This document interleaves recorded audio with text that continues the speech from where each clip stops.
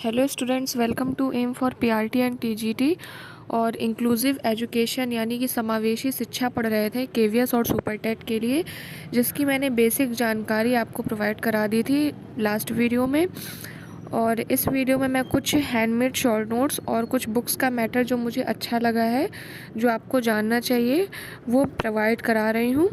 तो इस तरह से आपका जो है धीरे धीरे करके ये टॉपिक पूरा हो जाएगा।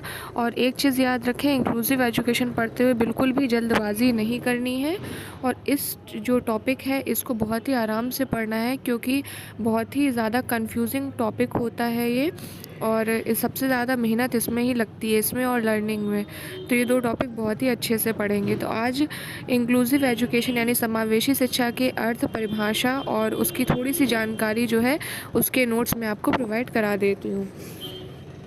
तो सबसे पहले इंक्लूसिव एजुकेशन यानी समावेशी शिक्षा का मतलब क्या है। तो सामान्य और विशिष्ट बच्चों की एक साथ शिक्षा, ये क्या कहलाती है? समावेशी शिक्षा कहलाती है। यानी सामान्य और विशिष्ट बच्चों को एक साथ समावेशित कर देना या मिला देना।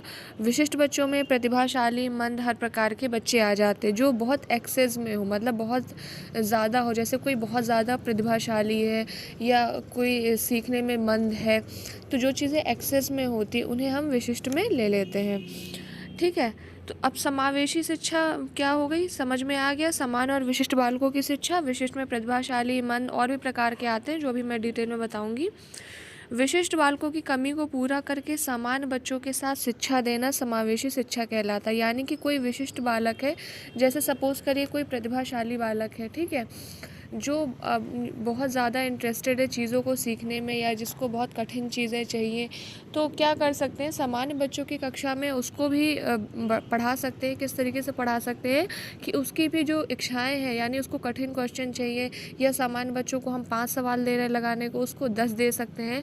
तो इस तरह से जो उनकी कमी है उसको पूरा कर सकते हैं। या कोई एक ऐसा बच्चा है जिसको देखने में थोड़ी सी प्रॉब्लम हो रही है, तो हम उसको क्या कर सकते हैं, क्लास में आगे बैठा सकते हैं, या ऐसी जगह बैठा सकते हैं जहाँ से वो ब्लैक बोर्ड में ज़्यादा अच्छे से देख सके, तो वो भी सामान्य बच्चों की तरह शिक्षा ग्रहण कर सकता है। कहने का मतलब, जो विशिष्ट बालक है उनकी जो भी कमी है उसकी पूर्ति करके शिक्षा देना।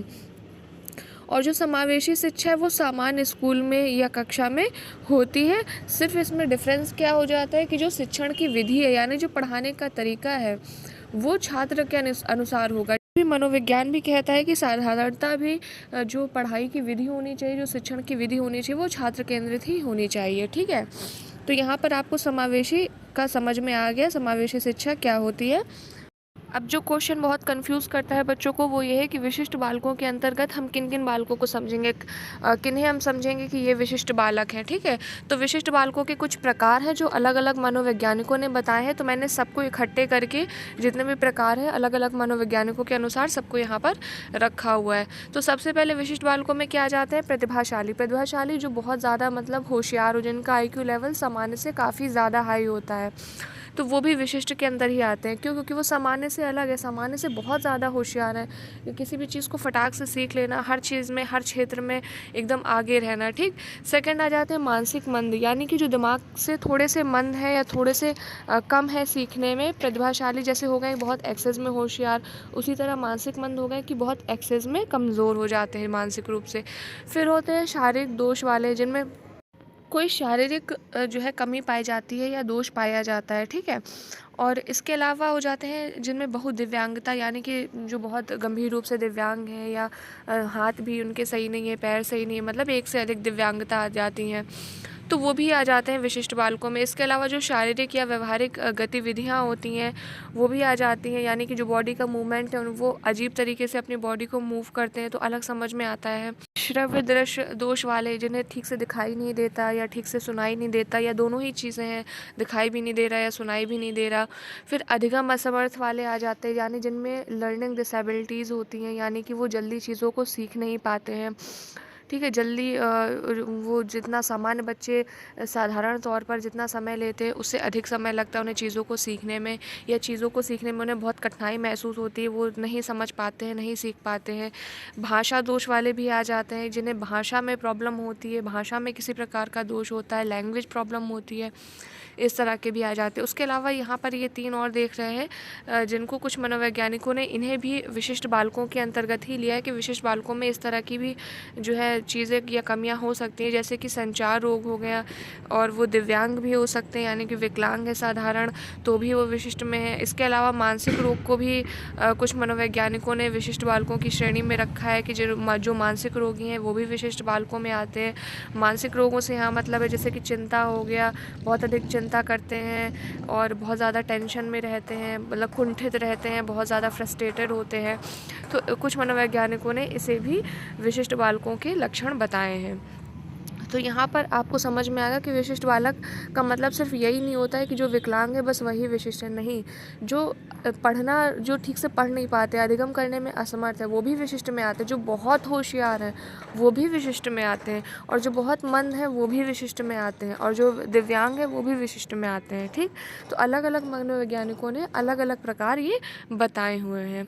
तो ये विशिष्ट बालकों में ये सारे ही आ जाते हैं। अब इसके बाद यहाँ पर मुझे एक बुक का बहुत अच्छा मैटर मिला है, इससे आपको और क्लियर हो जाएगा।